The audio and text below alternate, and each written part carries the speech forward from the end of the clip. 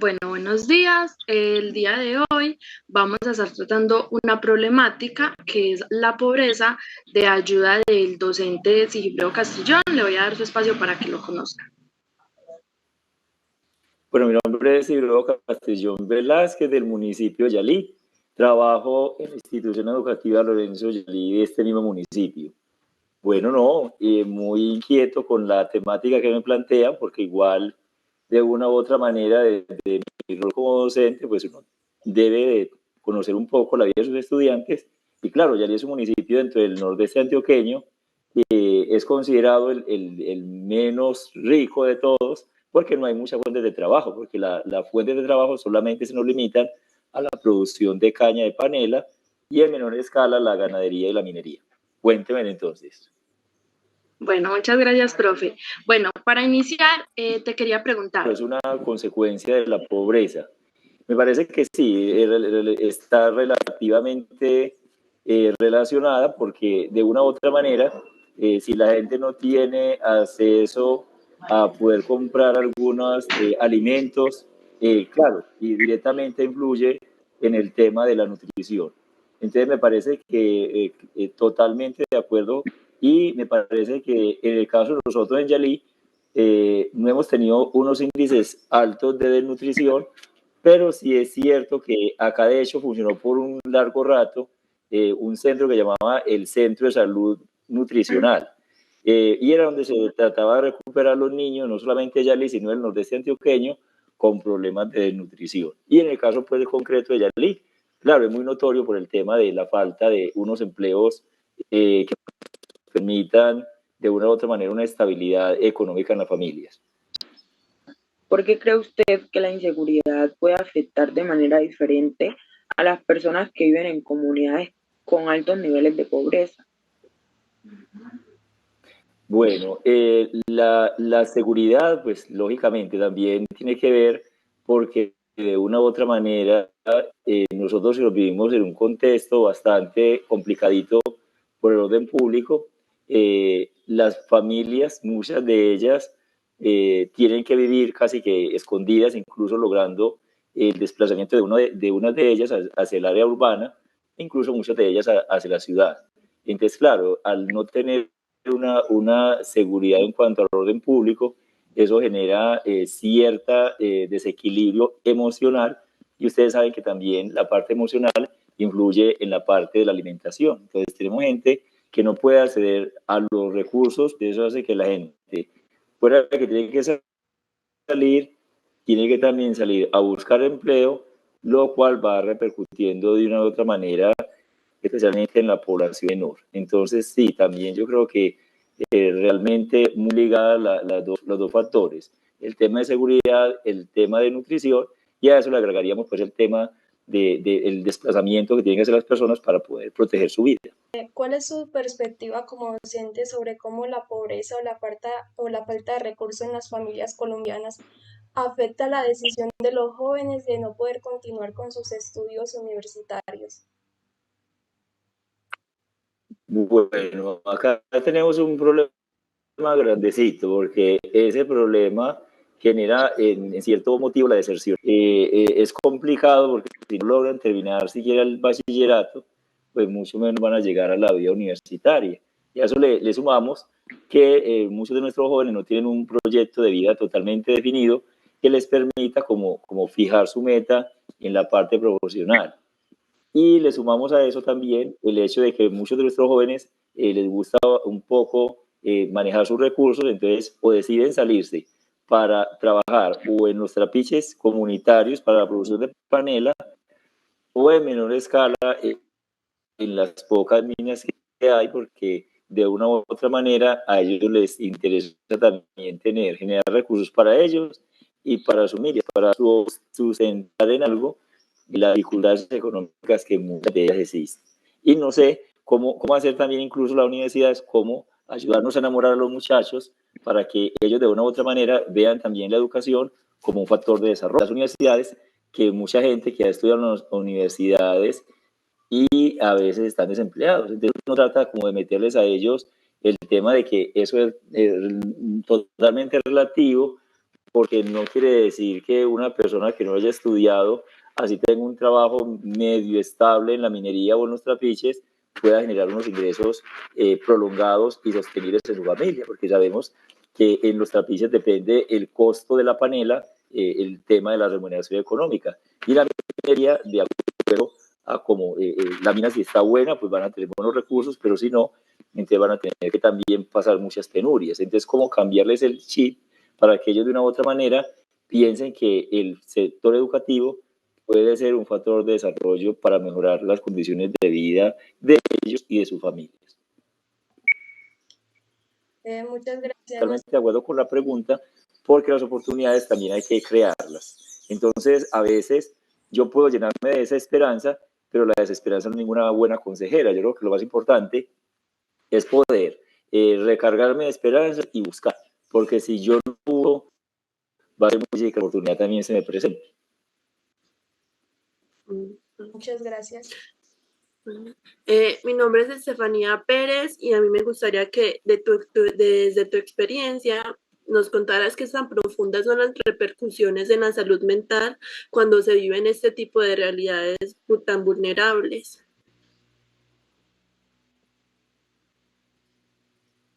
Bueno, el tema mental, sí, yo creo que esas preguntas están bien aterrizaditas y muy bien estructuradas, porque definitivamente todo lo que tiene que ver con la parte nutricional, con la parte de más o menos en paz, y tenemos también la oportunidad de que sus familias tengan empleo, pues van a tener la posibilidad de no preocuparse seguramente por muchas cosas que los van a distraer, y que de una u otra manera, si están malnutridos, usted sabe que si nuestra capacidad psicomotora no está bien regulada, especialmente por una buena nutrición, pues lógicamente va a tener una cantidad de problemas que nos van a ir afectando la parte psicológica.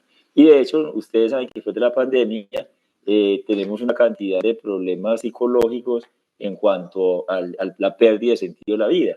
De hecho, nosotros en la institución en este momento estamos atravesando por digamos, una oleada de pérdida de sentido de la vida de muchos de nuestros estudiantes, no hasta el punto pues de pensar en el suicidio ni nada de las cosas, pero sí como las ciudades, pero también la parte laboral se vio un poco influenciada, y a eso pues le sumamos de que los recursos para la familia no eran muchos. Entonces yo considero que si hay una buena nutrición, lógicamente la salud mental va a jugar ahí un papel muy importante desde que haya una buena alimentación.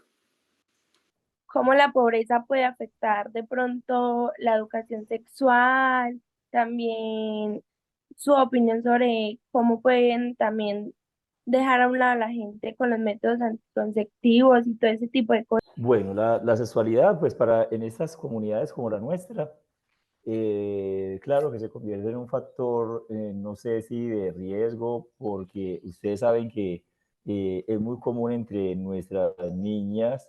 De hecho, no sé si fue una imprudencia o qué, pero había una práctica hace ratico, hace para unos 10, 12 años, que ellos le decían fletes, tener fletes. Entonces, fletes era que las niñas se iban para la vía que de Yalí conduce hacia el municipio de Begachí, y se montaban ellas en los camiones, en los carros, y se ofrecían a los conductores para ciertos servicios sexuales. Entonces, la pobreza es un factor que genera que muchos de estas niñas, incluso jovencitos, se presten para ese tipo de prácticas digámoslo, invocando pues el trabajo, o invocando que lo hacen para cubrir cierto tipo de necesidades. En cuanto al acompañamiento que se ha hecho desde la institución y desde el Hospital La Misericordia, pues se trata de que, tanto con Policía de Infancia y Adolescencia, con Comisaría de Familia, se den charlas de tipo de educación para la sexualidad. De hecho, tenemos dentro del área de educación de ciencias naturales un espaciecito para una hora semanal para el tema de lo que es comportamiento y salud. Entonces, se han hecho esfuerzos para hablar sobre métodos anticonceptivos, sobre sexualidad responsable, se les habla del proyecto de vida, pero indiscutiblemente el hecho de que algunos de nuestros estudiantes tengan carencias económicas sí los hace muy vulnerables, tanto para el tema de reclutamiento para los grupos al margen de la ley, como para que también se ofrezcan estos tipos de servicios en cuanto a la sexualidad, que de hecho ahora está muy de moda, especialmente en nuestras grandes ciudades, donde niñas y niños se ofrecen para tener este tipo de prácticas. Entonces, sí, no es una cosa que sea muy común, pero sí se han presentado fenómenos como que te decía el fleteo, y le decían ellos flete porque flete lo que se le paga a alguien por llevar una encomienda. Entonces, es lo que nosotros llamamos con flete. Entonces, las niñas se llamaban fleteadoras y cuando nos dimos cuenta, pues, de una u otra manera, yo soy más bien brutito, en alguna observación les decía, bueno, qué tan interesante es conocer el tema, pero qué pesar que cuando yo ya escucho que usted tiene 2 o 3 fletes, yo ya sé que usted se acostó con 2 o 3 personas diferentes. Entonces, viene a ver como con eso, pero claro que repercute el tema de la pobreza porque los hace muy vulnerables y ahora el joven tiene una gran dificultad y es que toca competir también con lo que son los medios. Entonces, ellos también a veces por no quedar en desventaja frente a algunas situaciones, como tener el celular de marca, como la ropa de marca, como los zapatos de marca, que para ellos eso es muy importante, incluso para ese juego de rol, aparentar o aparecer como el otro compañero que sí lo tiene, se ofrece mucho para que ellos de cualquier manera puedan acceder a eso que quieren, pero no de la mejor manera, porque la sexualidad, yo le he dicho a ellos, no es ni pecado, nada, de que se haga con amor, se haga desde la responsabilidad, pues qué bacano, pero que no sea producto de vender mi cuerpo como mercancía, sino que sea como producto del amor. Entonces, claro, el tema de la pobreza repercute directamente también en ese fenómeno. ¿Qué impacto cree usted que tiene la falta de vivienda adecuada en la vida diaria de las personas en situación de pobreza? Bueno, afortunadamente, pues desde el gobierno central, los gobiernos departamental y municipal se han preocupado mucho por mejorar las condiciones de vida de los habitantes de nuestros pueblos. Especialmente en Chalí se han tenido como programa bandera de los últimos gobernantes el tema de vivienda. Pero, claro, el no tener una vivienda con las condiciones adecuadas, tenemos todavía, especialmente en el área rural, viviendas en piso de tierra. Tenemos también que no se usa un baño convencional como el que nosotros conocemos, sino que muchos de ellos todavía se maneja la antigua letrina, que es un hueco en la tierra con una cantidad de dificultades que uno tiene que ir allí para acceder a poder tener los servicios sanitarios. Entonces, todo ese proceso hace también que la pobreza también se impacte, incluso tenga problemas de autoestima por vivir en una casa que para ellos la consideran no digna. Aunque ustedes y yo sabemos que la calidad de la casa no la da tanto la infraestructura, sino la calidad de personas que vivan en ella. Entonces, pero sí, eso frente a las dificultades, especialmente con la población joven, eso los pone en cierta desventaja para con sus compañeros o con sus pares. Entonces es complejo, pero acá Yalí afortunadamente, debido a esas políticas, tanto municipales, departamentales y nacionales, se ha hecho un esfuerzo para no tener 0 piso en tierra, que las personas tengan unos baños dignos y con todo el plan de mejoramiento de vivienda, pues se ha hecho un poquitico, se ha impactado un poquitico ese fenómeno, pero en el momento cuando se tenía, claro, eso repercute directamente porque también es cierto y ligado como con la parte de la sexualidad, se presta para que los muchachos incluso negocien con su cuerpo para tener también unas condiciones diferentes a costa de servicios sexuales de pronto no adecuados. ¿Cómo le afectó a usted, ya que ha sido espectador ante estas situaciones? ¿Cómo me afectó a mí el tema de la pobreza? Sí, señor. Bueno, no, a mí en lo personal, pues mi familia es una familia pobre, pero que al contrario de convertirse en un factor desventajoso, se convirtió como en la posibilidad de crearse unos retos y metas para superarla. en lo personal. Pero ya en la cuestión, cuando a uno le toca ver niños que llegan, por ejemplo, sin desayunar, yo recién iniciado en mi labor educativa, una profe, recuerdo la profe de español, en un corregimiento que se llama Santa Isabel, la profe regañó mucho a un niño porque estaba muy necio. Y entonces, como a las 10, 11 de la mañana, la profe se enojó y sacó al niño del aula, pero después de lo regañado. Cuando ella lo saca para hablar con él, dice, profe, es que tengo mucha hambre, no he comido nada. Entonces, también dentro de nuestras aulas de clase, también nosotros tenemos niños que van también solamente porque pueden acceder especialmente a la alimentación que ahora maneja el PAE. Entonces, ya no muy recurrente, pero hace unos 10, 15 años atrás, era muy común que los niños asistieran con asiduidad a la escuela, precisamente para poder tener algo que comer. En el área urbana no se ve con tanta frecuencia, pero en el área rural sí tenemos algunas escuelas donde es muy marcado el hecho de que el niño llegue porque tiene que comer en la escuela, y en la casa no. Entonces nosotros tuvimos que ir a la escuela, guardaban parte de su comida para llevarla para la casa. Entonces, sí, lo pone a uno un poquitico mal, porque de una u otra manera, a veces uno como educador también se asume ese problema como personal, y a veces lo desequilibra uno también en la parte mental, porque uno a veces como educador exige unas tareas, exige cierta disciplina, pero tampoco nos hemos puesto a pensar cómo nos llega ese niño al aula de clase. Entonces, es complejo. En lo personal, pues le sirve a uno, o me sirve a mí en lo personal para superarme. Pero ¿qué hacer cuando son los niños que llegan a uno con esas dificultades, y de qué manera la escuela ayuda a que esa dificultad no sea tan grande? Hace poco llegó una familia de una vereda que se llama La Brillantina, y son el papá más 4 niños, son 6 personas en extrema pobreza. Entonces, se pone a mirar qué hace la escuela, qué hace la sociedad para amainar un poquitico todo ese problema de pobreza extrema y de alimentación.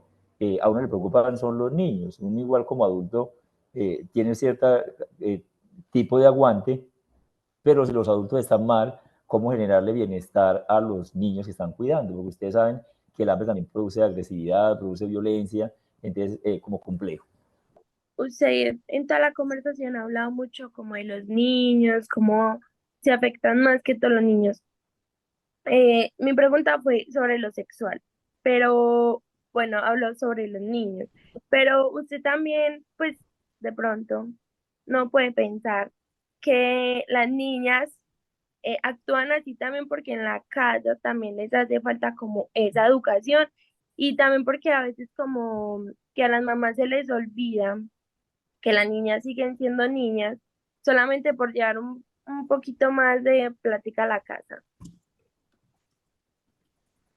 Bueno, no, yo creo que acá, de pronto en cuestión de información, yo creo que la información abunda, inclusive en las redes sociales, y ellos son buenos para navegar incluso en ese medio. Yo lo diría que en algunos casos podría sí ser falta de información, pero en otros casos yo diría que es más bien por el juego de roles y de aparentarle a los otros amiguitos de tener cosas que ellas desean tener. Pero por el desconocimiento no creo mucho, porque ya uno encuentra inclusive mamás muy sueltas en el tema. De hecho, esta semana hablamos de una de las niñas que la niña se viste pues muy sueltamente, pero entonces me decía alguien, pero la niña, ¿por qué viste así? Yo le dije, pues no hay que culparla a ella. La mamá, la consigna de la mamá es, si no muestra ahora que está joven, ¿cuándo va a mostrar? Entonces, mira que no es por desconocimiento, pero sí de pronto por una lasitud de pronto en la norma, y de pronto también tenemos papás de pronto muy relajados que todo lo normalizan, ¿cierto? Ya todo es normal. Ya uno ve también mucho el fenómeno de la sexualidad, de que los papás lo han visto como algo muy normal, así sean en edades de 12, 13 años. El padre de familia ya ve que tener relaciones a esa edad es algo normal. Entonces yo creo que no tanto por desconocimiento, sino que hemos normalizado mucho la cuestión de la sexualidad, porque en realidad el tema, como para amainar el tema de la pobreza, no es muy común, aunque sí se presenta. Pero yo diría que es la normalización de estos sucesos la que nos ha llevado a que se vea tan común y que los muchachos ahora no sean muy reservados en el tema de la sexualidad, porque se lo manejan con mucha, digamos, naturalidad, pero de una manera más bien como irresponsable, más no por desconocimiento de información, sino porque se ha normalizado mucho el tener relaciones en cualquier etapa de la vida. Tengo una pregunta tocando ya como los temas anteriores respecto a la inseguridad alimenticia, la sexualidad y pues las repercusiones psicológicas. ¿Usted cree que la mentalidad, como usted lo decía, de pobreza, como la pobreza espiritual, es un tema generacional, o sea, que se pase de generación a generación? Yo diría que va evolucionando, yo creo que eso va evolucionando y que ustedes saben que venimos de una etapa en la que se satanizó mucho el castigo como tal y de hecho hemos tenido momentos en los cuales los niños dicen, si me pega lo voy a demandar. Entonces yo creo que hemos venido, no sé si evolucionando o involucionando con el tema, porque también se presenta, es que estas generaciones son un poquitico más libres, son más sueltas, son inclusive más de un discurso más suelto, más ágil como el de nosotros, pero yo diría que es el cambio de mentalidad, el cambio de época que seguramente no hemos sabido asumir con la responsabilidad que se debe tener, porque también tenemos que se mete mucho dentro de la cultura el hecho de que todo es permitido y está bien que se permita, pero permitirlo con ciertos parámetros y cierta, no con el ocultismo que se vivía antes, sino con esa mentalidad de que es algo normal, pero que hay que hacerlo con la responsabilidad adecuada, ¿cierto? Porque no es satanizar el hecho de que se den las relaciones, ni que se dé todo este fenómeno, pero que se haga con la responsabilidad del caso. ¿Cómo lo ha marcado usted toda esta situación? ¿Cómo lo ha visto? O sea, me puede explicar desde sus palabras, obviamente? Bueno, lo que pasa es que, lo que pasa es que estamos viviendo en un municipio, de pronto Hillary les ha hablado de Yalí. Yalí es un municipio pequeño. Somos alrededor de 7.800 habitantes, de los cuales en el área urbana vivimos menos de la mitad de la población porque el 60% es rural. Entonces, en una comunidad como estas, y cuando uno es una figura como un docente, entonces uno generalmente le toca hacer como de esponja, recibir todas esas problemáticas y empezar a generar también cierto tipo de acciones. Entonces, a mí, ¿de qué manera me ha impactado? En el hecho de que he dado empezar a formar parte de los comités que existen a nivel local, escuela de liderazgo, salud mental, trabajo con la parte de la administración municipal, trabajo con la ES Hospital La Misericordia, los mismos proyectos institucionales que todos pretenden como generar un impacto positivo de esas poblaciones, llevando charlas, talleres que permitan contener un poquitico el efecto de lo que esos fenómenos puedan ocasionar. Entonces, con el tema de reclutamiento forzado, el tema de seguridad, entonces toca trabajar mucho lo que es proyecto de vida, orientación vocacional y una cosita muy importante que es activar la esperanza. Pues también hemos notado que en las comunidades se llenan de mucha desesperanza por las mismas dificultades que se han ido presentando. Entonces le toca a uno como hacer un trabajito de interinstitucional para que todos aportemos a desde la comisaría de familia, desde casa de justicia, desde personería, infancia y adolescencia, trabajos con la psicoorientadora, con la docente de apoyo, que permita pues de una u otra manera que uno también se convierta en un agente gestor de esas problemáticas para que la gente pueda tener de pronto herramientas para contener esas situaciones de una manera más positiva.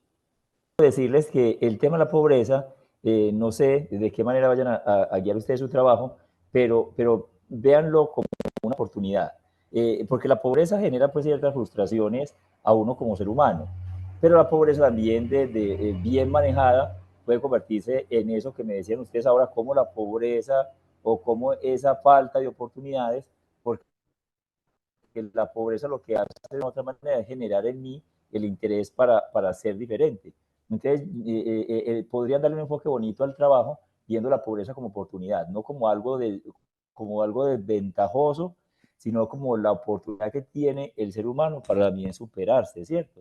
Porque a uno como ser humano también le toca superar eso que le está costando algo en la vida. Entonces, si hay pobreza, ¿desde qué manera yo voy a hacer para lo que tengo y con lo que tengo superar esa dificultad? Pero ya así como por finalizar y en voz de todas, pues le doy como un agradecimiento como por el tiempo brindado,